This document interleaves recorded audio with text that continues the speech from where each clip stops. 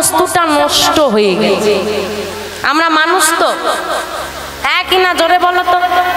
মানুষ কিনা চিন্তা করতে হচ্ছে? মানুষ তো, মানুষ না মানহুস। এক্ষুনি তো মানুষ ছিল, এরই মধ্যে মানহুস হয়ে গেলে কি করে? মানে যেদিকে হোক হেললেই হল।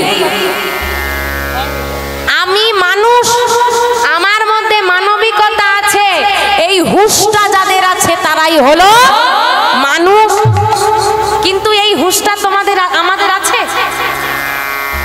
এই হুঁশটা যদি আমার মধ্যে মানবিকতা আছে, এই হুঁশটা যদি আমার থাকতো, রাস্তায় অ্যাক্সিডেন্ট হয়ে রক্তাক্ত হয়ে থাকা পড়ে থাকা মানুষটাকে তুলে নার্সিং হোমে না নিয়ে গিয়ে তার ছবি তুলে সোশ্যাল মিডিয়ায় দিয়ে মজা লুটতে পারতাম।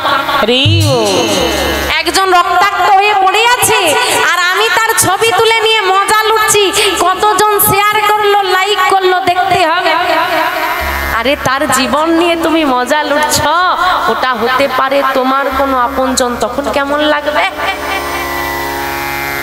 আমি যদি মানুষ হতাম না, নিজের গর্ভজাত সন্তানকে ঝোপে ফেলিয়ে দিয়ে পালিয়ে যেতাম। মানুষরাই করছে তো, এদেরকে মানুষ বললা যায়? আপনারা আশা করি এখন নার্সিং হোমে প্রায় কম বেশি সবাই যান, গেছেন তো? ক্লিনিকে যান, হসপিটালে যান, দেখবেন দেওয়ালে বড় বড় করে লেখা থাকে বেটি, কি লেখা থাকে? বেটি বাঁচাও।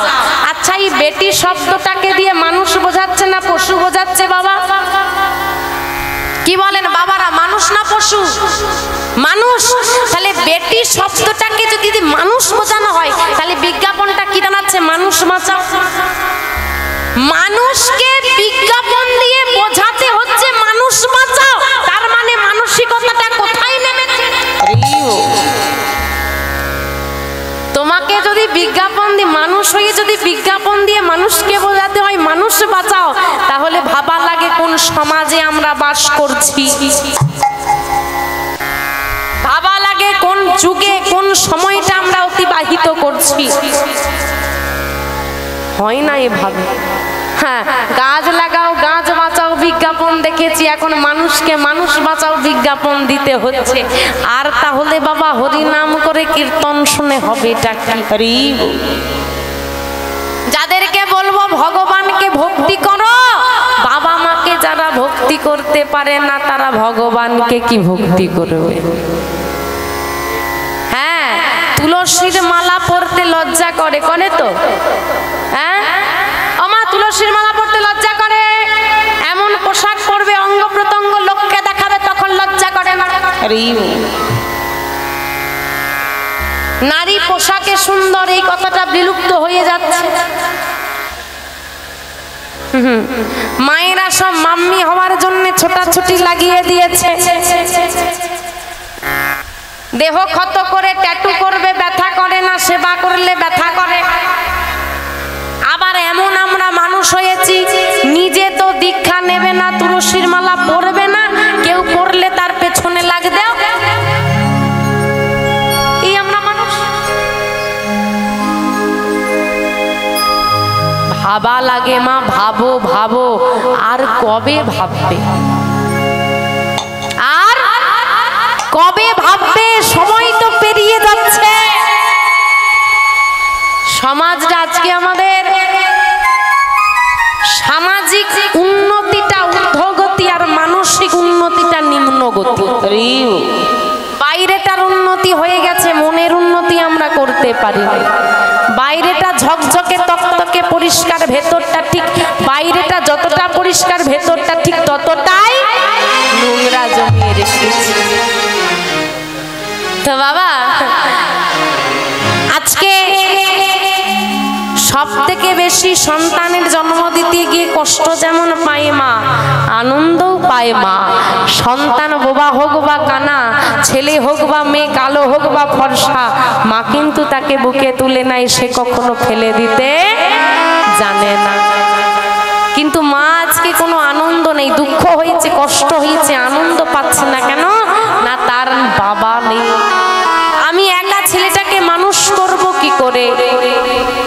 গোবিন্দের চরণে নিয়ে গিয়ে শুইয়ে দিয়ে বলছে, হে গোবিন্দ, হে কৃপাময়, এই জগতে তো কিছুই আমার নয়, তুমি দিয়েছো আমায়, তোমার চরণে নিবেদন করে দিলাম, তুমি কোনোদিন ওকে চরণ ছাড়া করো না।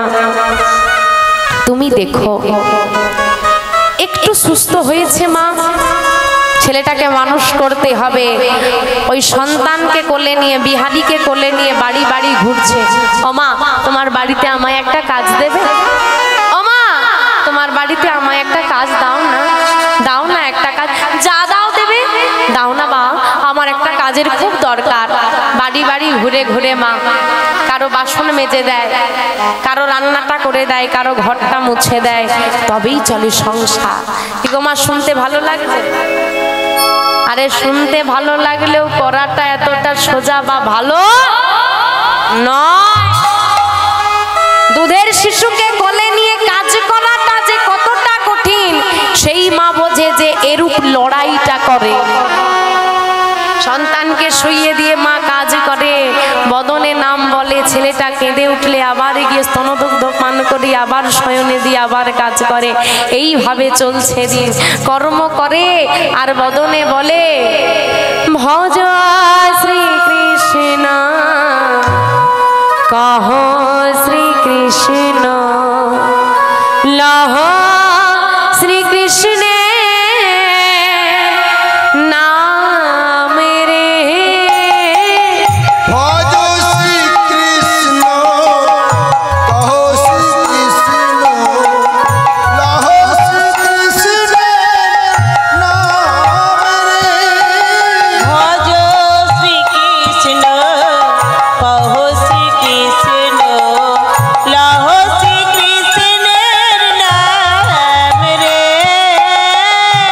শ্রীকৃষ্ণ কহ শ্রীকৃষ্ণ লহ শ্রীকৃষ্ণের নাম রে। কৃষ্ণকে ডাকলে আরেকজনকে ডাকতে হয়, যার নাম কে? রাধা। রাধা কৃষ্ণ, রাধা মাধব, রাধেশ্যাম, আগে রাধা রানী, তারপর কৃষ্ণ। কিন্তু একজনকে ডাকলে দুজনকে যুগলে পাওয়া যায়, সে কে গো? গোবিন্দের গো আর রাধা রানীর রা, তা নিয়ে হলো কি হলো? গোরা। গৌর হরিকে যদি ডাকা যায়, রাধা কৃষ্ণ যুগলে পাওয়া যায়। তাই সবাই মিলে ডাকবো, সবাই একটু করতালি দাও দেখি। বাহ, ভজ গৌরাঙ্গ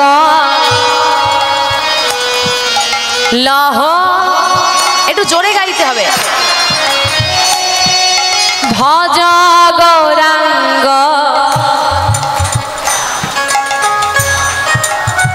আমার ঘুম পেয়েছে? এত আস্তে গাইলে ভগবান আসার বদলে নিজেই গিয়ে ঘুমিয়ে পড়বে। একটু জোরে গাইতে হবে, তবে সে আসবে। এতগুলো মানুষ আছে, একটু জোরে গাইতে পারবো না?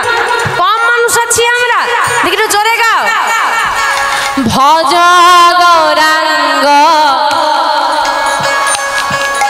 লহ, ভজ গৌরাঙ্গ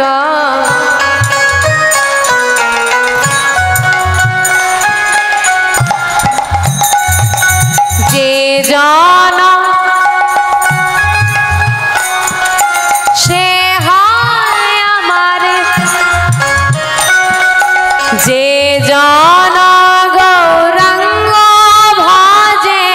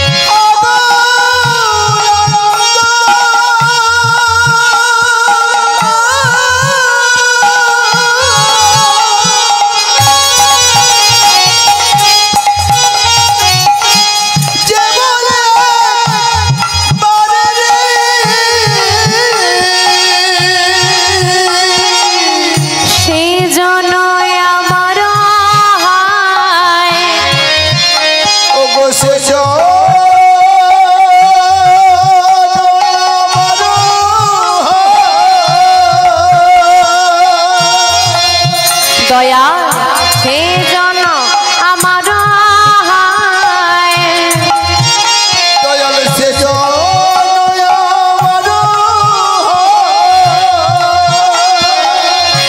আমি হই তার রে নিতাই গৌর চিদানন্দে হরি হরি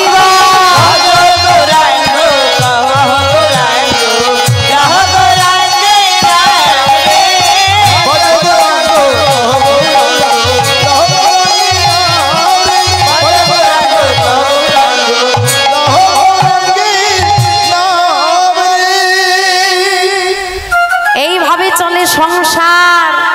কৃষ্ণ ভক্তি জগতে বেড়ে উঠছে ছোট্ট বিহারী।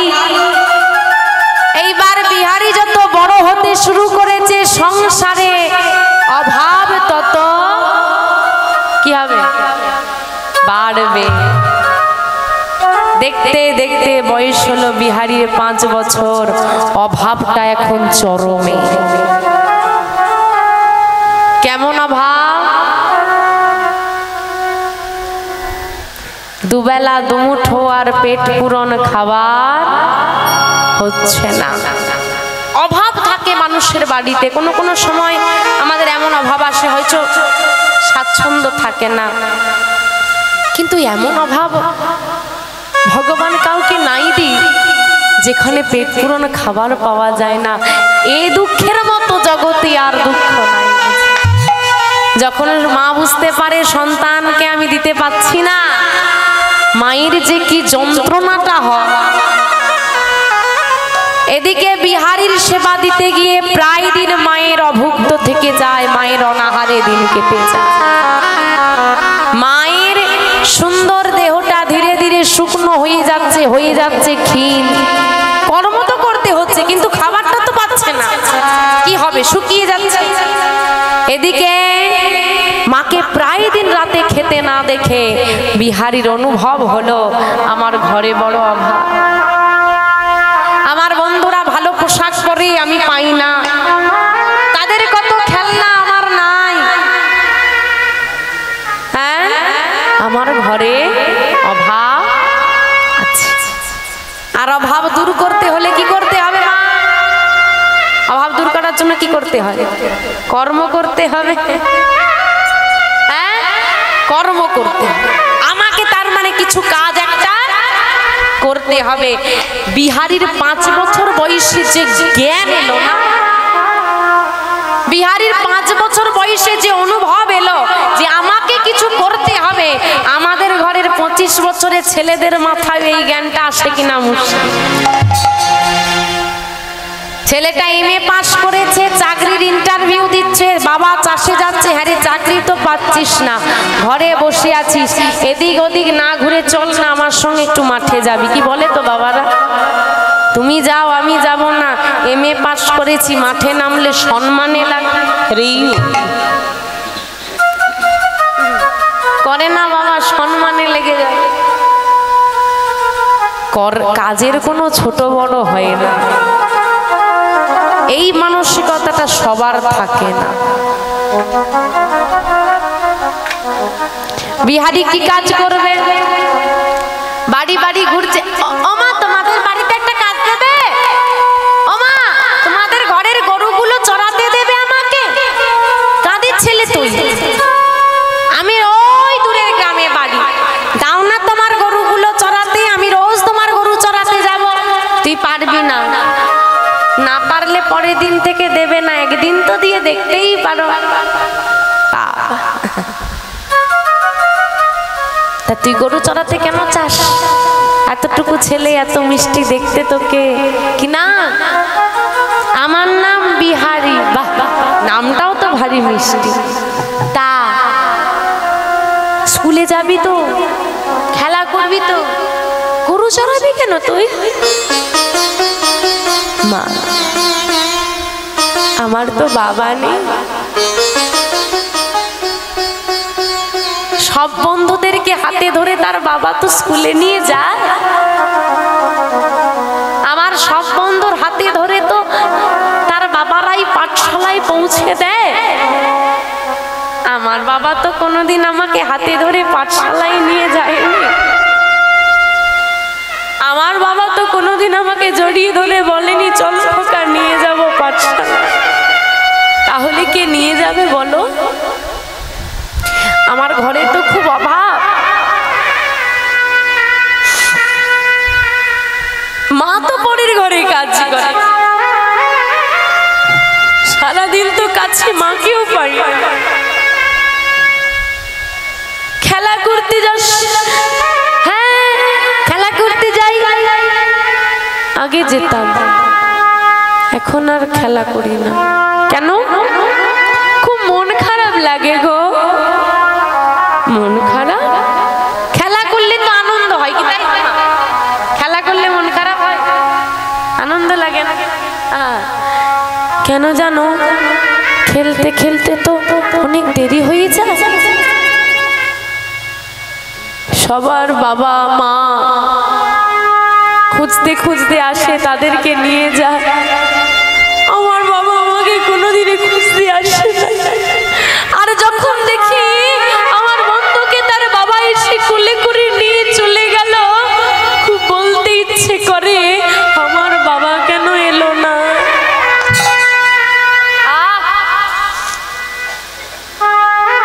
ঝরঝর করে দুটো চোখ দিয়ে জল গড়ছে ওই মায়ের। তোর বাবা কই রে খোকা? জানি না গো। মাকে একদিন জিজ্ঞেস করেছিলাম আমার বাবা কই। আমি দেখেছিলাম আমার মা সেদিন কাঁদছে, আর কাঁদতে কাঁদতে বলছে তোর বাবা কোথায়? ওই মাধব জানে। ওই মাধবকে গিয়ে জিজ্ঞেস কর তোর বাবা কোথায়, তবে শুনে রাখ কোনোদিন আর আমাকে জিজ্ঞেস করবি। কতবার চিৎকার করে বলেছি, বলে দাও মাধব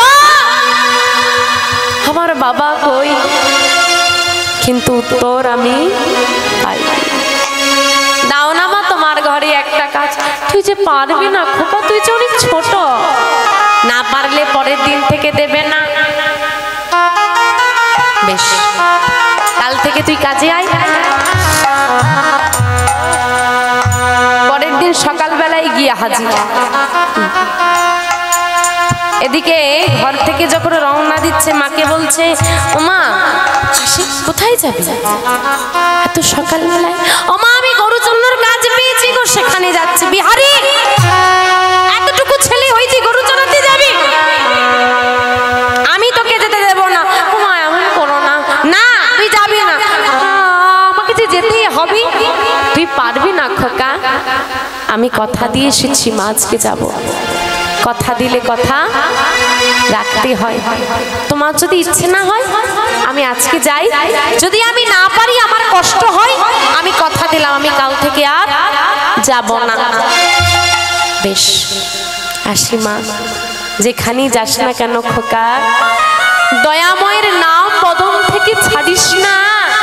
দয়াময়ী হলো সেই বন্ধু যে বিনা স্বার্থে কোনো স্থান কাল পাত্র বিচার না করেই একবার ডাক শুনলেই ছুটে এসে আমাদেরকে সাহায্য করে।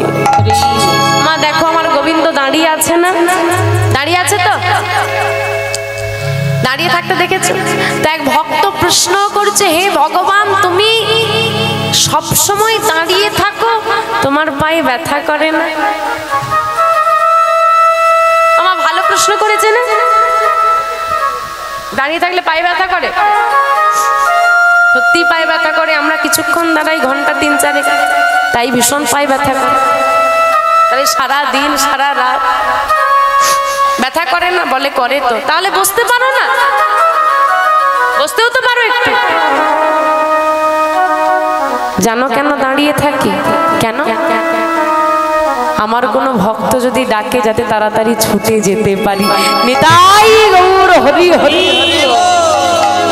ভক্তরা বিপদে পড়লে আমাকে ডাকবে না, বসে থাকলে উঠতে সময় লাগবে, ওইটুকু সময় তো ছুটে তার কাছে পৌঁছে যাব।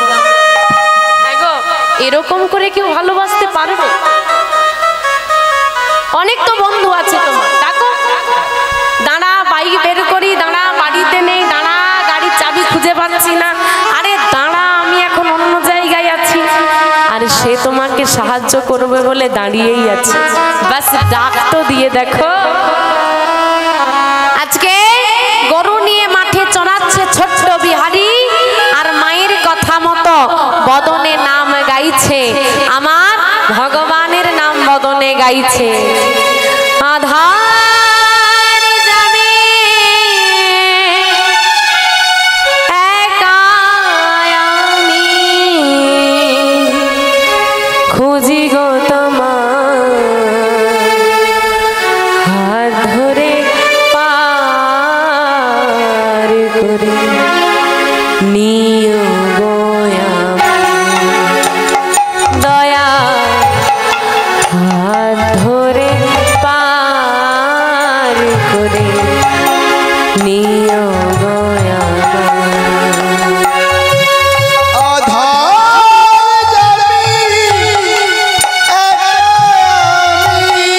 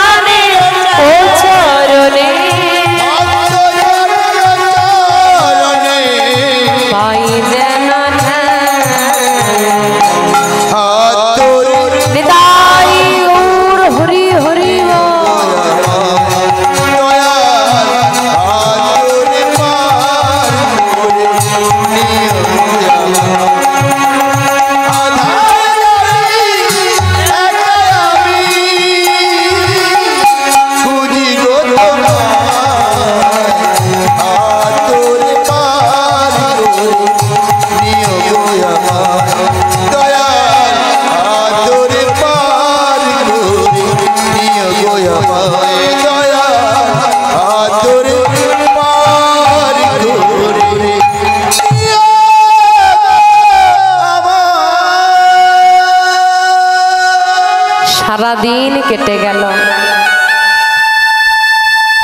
সন্ধ্যা হওয়ার আগে ঠিক সঠিক সময় ফিরে এলো বিহারী।